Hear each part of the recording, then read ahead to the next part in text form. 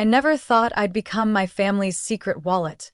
But now I'm sitting alone in my third-floor rental apartment, staring at a bank statement printed from a cheap printer on my kitchen counter. Every month, I send $2,000 to my mother's account to help keep the house from being repossessed. It's been nearly 6 years since they first told me, "Just for a little while, Amelia. Once your dad recovers and we're back on track, we'll pay you back." No one mentions paying me back anymore. And me? I still send the money. Every month, without fail. And now, looking at a picture of the lakeside house in Michigan where I grew up, posted on Instagram with the caption, "Chilling with the fam," I realize I'm the only one silently falling apart. In the photo, my younger sister Chloe is posing beside a cocktail, her blonde curls bouncing like a salon ad. Beside her is Ethan, my youngest brother, grinning in a designer shirt, holding a tiny cigar like he's in a whiskey commercial. Me? I'm eating instant noodles and canned chicken soup, prepping for a Zoom call with a client at 8 p.m. "You really need to relax, Amelia," Chloe said 3 days ago, when I called to ask why Mom's phone bill was overdue. "We're going to Palm Springs this weekend. Want to join?" "Mom could use a break too." I swallowed my answer. Not because I didn't want to go, but because someone had to pay the electricity, water, and property taxes. The things none of the three of them had touched for almost 6 years. "You're always working," Ethan chimed in when I declined. "Life's not just one big Excel spreadsheet, sis." No one remembers that last winter I cut back so much I didn't turn on the heat, just to make sure their mortgage was paid on time. They called me withdrawn, cold, even boring. "If I had your life, I'd lose my mind," Chloe once laughed to her friends when I visited home. But no one lost their mind. Only I realized I'd become the family's side hustle, a financial system without a contract, without a voice, held together by silence. I still remember the first time they sat me down for a serious talk. Dad had just left his job due to health reasons. Chloe had quit her marketing gig to follow her fashion dream. Ethan was still launching an app I've never seen exist. They looked at me with hope in their eyes, and I, foolishly, thought I was doing the right thing. "I'm Amelia, 32 years old, an independent financial advisor in Chicago. No husband, no kids, no spare time. I know how to read tax reports, optimize portfolios, negotiate contracts, yet I didn't see that my own family had been exploiting my kindness. They didn't need to yell to take my money. They just had to stay quiet at the right moments, complain just enough, and toss in an occasional hug with, 'You're the best sister ever.' Every time I hesitated, Mom would softly say, 'We don't want to ask, honey, but you're the most responsible one in the family.' And I'd hit transfer. I chose sacrifice. I chose silence. I thought if I lived simply and frugally, at least they'd appreciate it. But no, they used it. Today, sitting here staring at a $1,200 spa bill charged to Mom's secondary credit card, the one I still pay off each month, I feel a tightness in my chest, like someone's clenching it. I don't know what hurts more, being deceived or willingly being deceived for 6 years. And I start to wonder, was I ever really their daughter? Or just a talking wallet? I'm not sure what made me dig through the old file cabinet in my parents' garage that Sunday afternoon. Maybe it was the message from Mom. "Water heater's broken again. Could you stop by to help Dad?" As if I were their personal maintenance tech. Maybe it was the way Dad dodged my questions about a bank loan I overheard last week.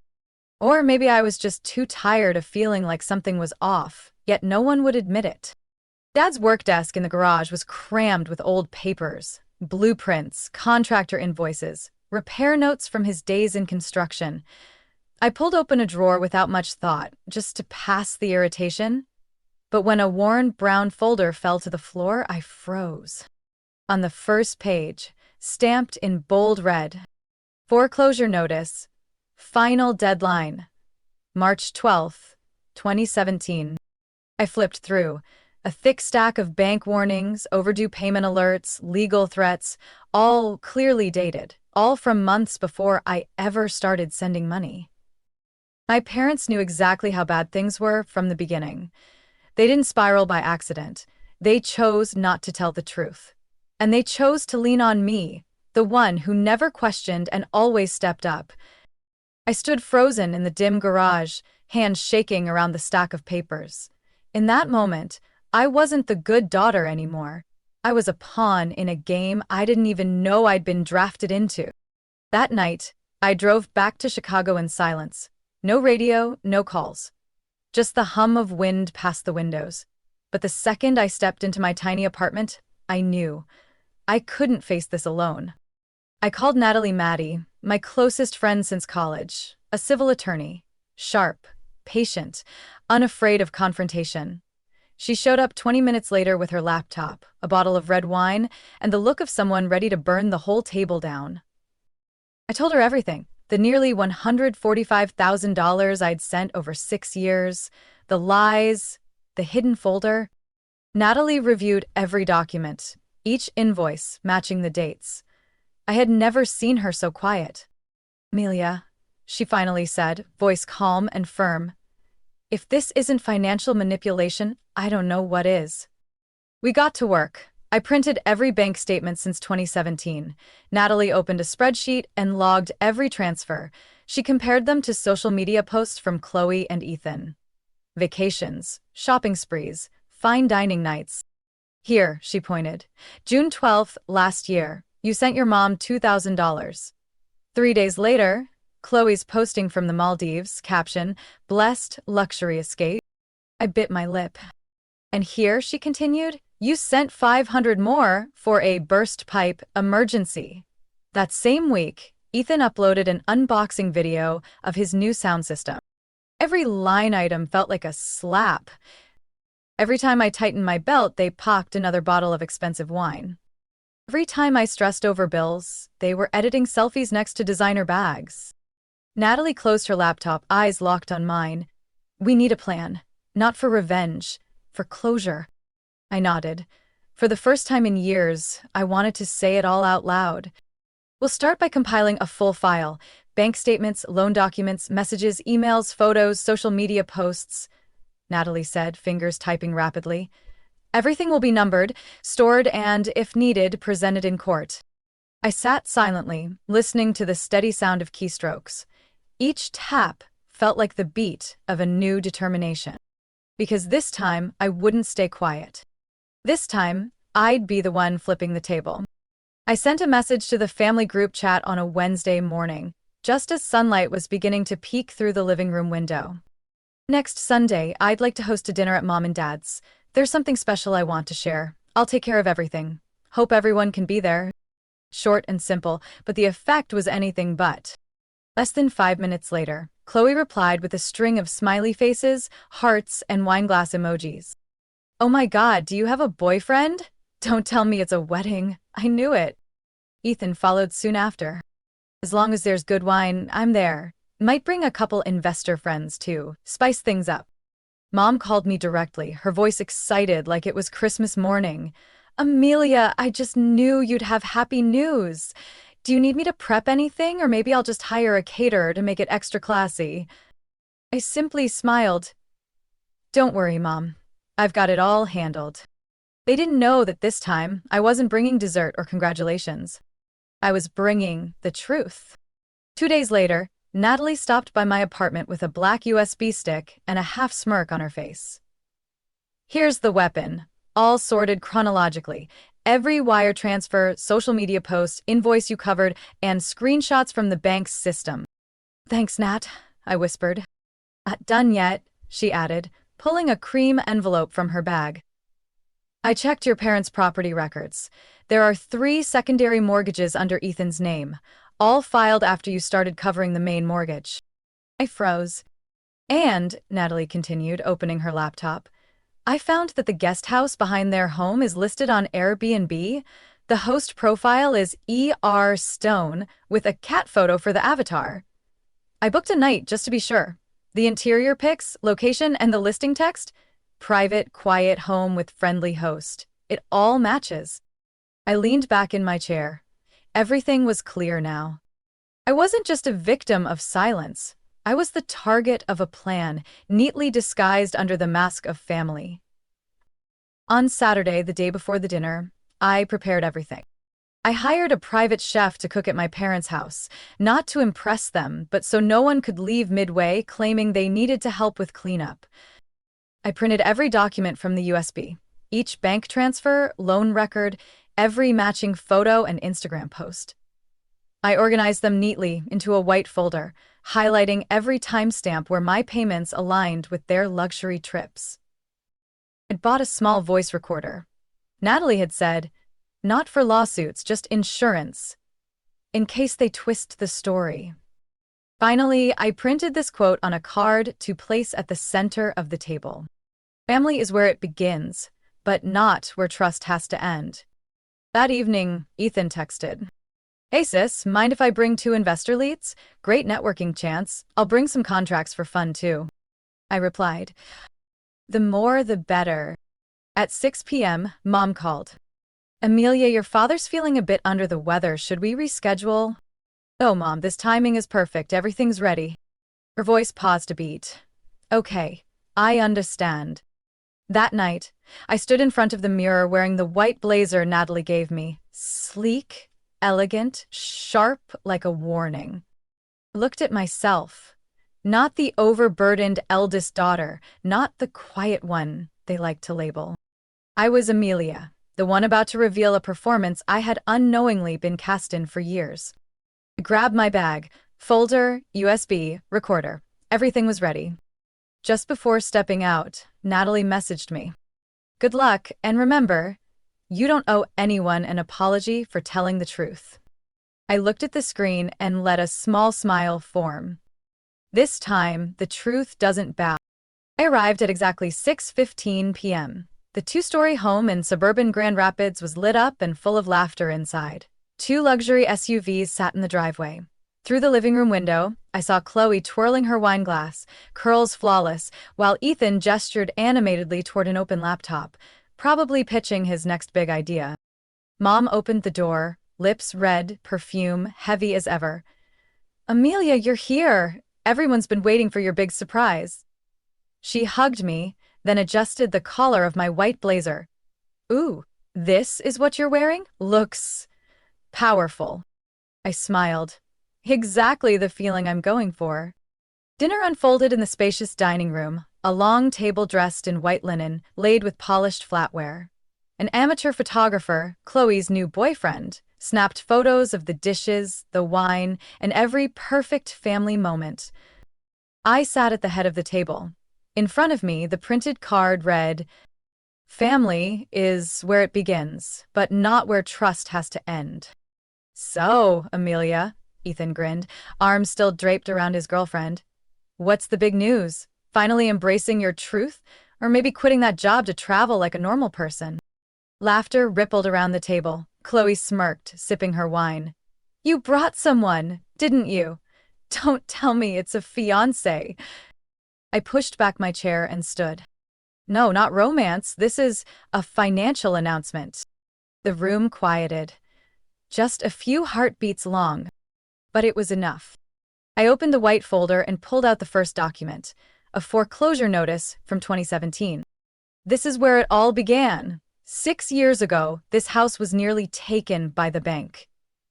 I placed the paper on the table and slid it toward my parents. And to save it, I sent an average of $2,000 a month for 6 years. Mom looked up, her smile fading. Dad said nothing. I pulled out the bank statements next. Here's a transfer from April 10th last year. 3 days later, Chloe checked in at the Fairmont, San Francisco. There are photos, receipts, and this one. August transfer matches the week Ethan bought a brand new gaming system. Ethan looked ready to argue, but I raised my hand, eyes locked on his. "We're not done. This is a printout from Airbnb. The guest house out back is being rented out. The listed host is E.R. Stone. Stone is Ethan's middle name. The profile picture is our cat." The clicking of the photographer's camera stopped. I pulled out the final 3 sheets. 3 mortgage loans under Ethan's name, all filed after 2017. The house I'd been breaking my back to save had been used as a personal piggy bank to borrow more money, and no one said a word to me. Not a single word. Dad slammed his hand on the table. That's enough, Amelia. This isn't something you air out over dinner. I'm not airing anything out, I said, my voice steel. I'm exposing the truth. The truth I stayed silent about for far too long. Mom started crying. Chloe stood up dramatically, flipping her hair. You're destroying this family over a few stupid papers? You're just jealous we actually live our lives, huh? Jealous? I repeated. When I live in a tiny apartment, turn off the heat in winter, and eat instant noodles so I can send money to keep this house running like a royal palace? Jealous?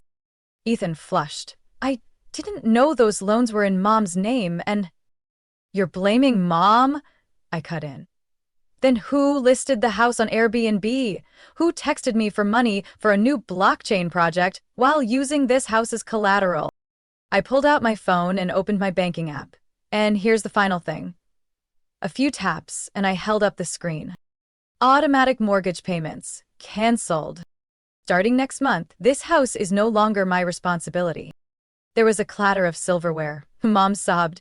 You're tearing this family apart over money? I ate at her for a long moment. No. I'm just done paying the price for things I don't owe anymore. I gathered the folder, tucked it into my bag. Before leaving the table, I said one last thing. I used to think family was a responsibility. Now I know it should be a choice. And tonight, I choose myself. I walked out of that house, leaving behind the lights, the wine glasses, the excuses, and a dinner party turned into stunned silence. No one followed me, and I didn't need them to. The first text came 30 minutes after I left dinner. Chloe, hope you're happy with your little performance tonight. I just lost my skincare sponsorship. They said they can't work with someone involved in financial misconduct. Thanks a lot. I read it, said nothing. 3 hours later came Ethan's message. Ethan. Amelia, thanks to tonight, I lost 2 investors. Had to cancel my pitch next week. They said they don't want to be tied to anyone whose family drama hits the press. Happy now? Still no reply. The next morning, Mom called. I didn't answer. Her text was long, like a speech. The neighbors are gossiping. My badminton club is whispering. I can't leave the house. You should think more about the family's reputation. I turned off my phone. For the first time in 6 years, I slept through the night, undisturbed by bank notifications or urgent family calls.